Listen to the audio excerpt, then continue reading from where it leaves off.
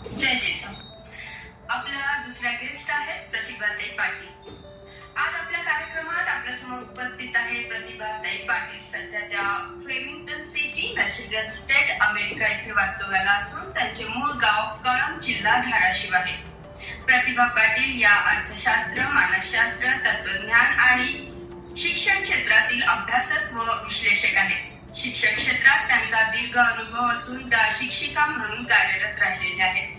यासोबतच त्या यशस्वी उद्योजक, उद्योग मार्गदर्शक तसेच मानसशास्त्रीय सल्लागार म्हणूनही ओळखल्या जातात.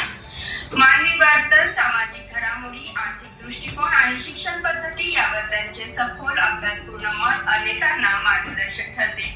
ज्ञान, अनुभव आणि आंतरराष्ट्रीय दृष्टिकोन याचा सुंदर समन्वय असलेल्या प्रतिभाताई पाटील यांचे विचार ऐकणे हे आपल्या सर्वांसाठी एक प्रेरणादायी बाब ठरेल.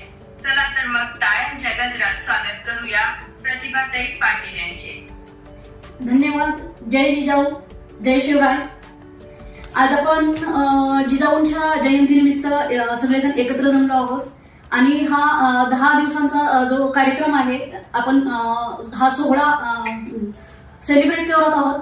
सेलिब्रेटच म्हणलं पाहिजे ऍक्च्युली, कारण उत्सव हा महामानवांचा असतो, उत्सव हा आईचा असतो, उत्सव हा जन्माचा असतो. तर आजचा उत्सव जो आहे तो आपल्या आईचा आहे, तो आपल्या एका मार्गदर्शिकेचा आहे आणि एका मी नुसता भारतातलाच नाही तर मी जसे आता 5-6 देशामध्ये फिरलेले आहे, तर मी असं म्हणेन की एक मार्गदर्शक, जी जागतिक मार्गदर्शक स्त्री आहे, जागतिक स्त्रीचा आज जयंती आहे आणि आपण त्या निमित्तानं सगळे एकत्र झालो आहोत.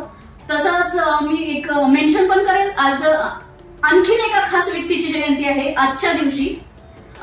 जसं सगळ्यांना माहितीच आहे की ज्यांनी सावित्रीबाई फुले सोबत काम केलं, पण आपण कुठे ना कुठे त्यांना विसरत चाललो आहोत. तर त्यांच्या निमित्तानं मी एकच म्हणेन की विस्मरण नको, आचरण हवं आहे. आणि फातिमा शेखांना पण जयंतीच्या खूप खूप शुभेच्छा. आज तर माझा विषय आहे स्वातंत्र्य, किती खरं किती खोटं. तर याच्या पहिले मी असं विचारेल की स्वातंत्र्य म्हणजे काय आणि आपल्याला स्वातंत्र्य कोणापासून हवंय.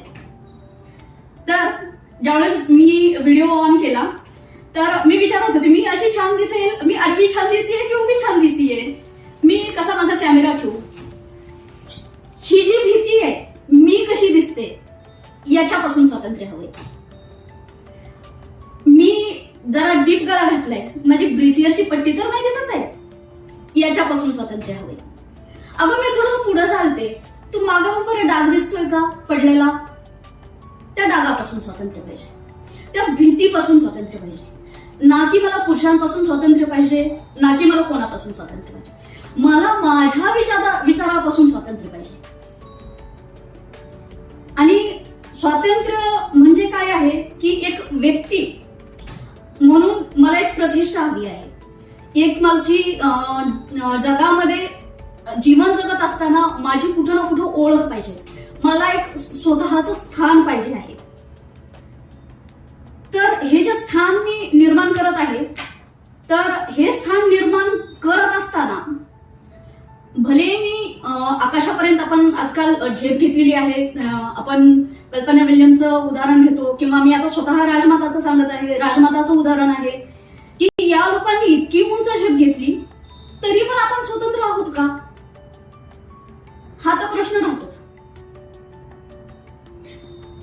तर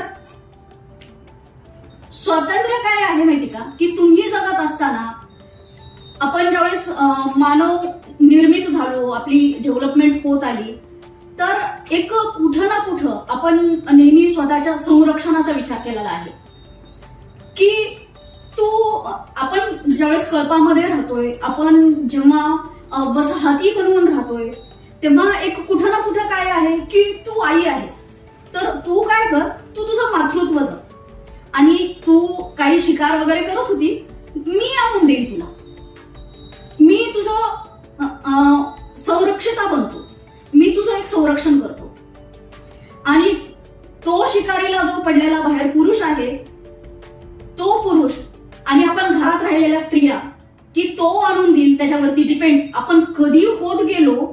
आणि त्यामुळे आपल्याला स्वातंत्र्याची चळवळ जी आपण निर्माण केली आहे, मग ती फुलेंची असू देत, आंबेडकरांची असू देत, किंवा नेल्सन मंडेलाची असू देत, ही चळवळ सुरू झाली. पाहता पाहता आपण बंदी होत गेलो हे आपल्याला कळालंच नाही. कशामुळं? एक आपण कम्फर्ट झोन मध्ये आलो. हा जो कम्फर्ट झोन आहे याच्यापासून स्वातंत्र्य पाहिजे. मला स्वातंत्र्य पुरुषांपासून नाही पाहिजे. आणि पुरुषांनाच स्वातंत्र्य नाहीये. जर आपण आपली समाज व्यवस्था बघायला गेलो तर प्रत्येक जातीमध्ये 4 वर्ण आहेत, किमान 4 वर्ण प्रत्येक जातीयतेमध्ये. पुरुषांनाच स्वातंत्र्य नाहीये, ते काय स्वातंत्र्य देणार आहेत आपल्याला? आधी त्यांना तर लढू द्या त्यांच्या स्वातंत्र्यासाठी. आधी त्यांना तर इक्वली येऊ द्या, मग विचार करू. मग त्यांना आपण स्वातंत्र्य मागू की आम्हाला तुमच्यापासून स्वातंत्र्य पाहिजे. तर स्वातंत्र्य म्हणजे आहे ओळख.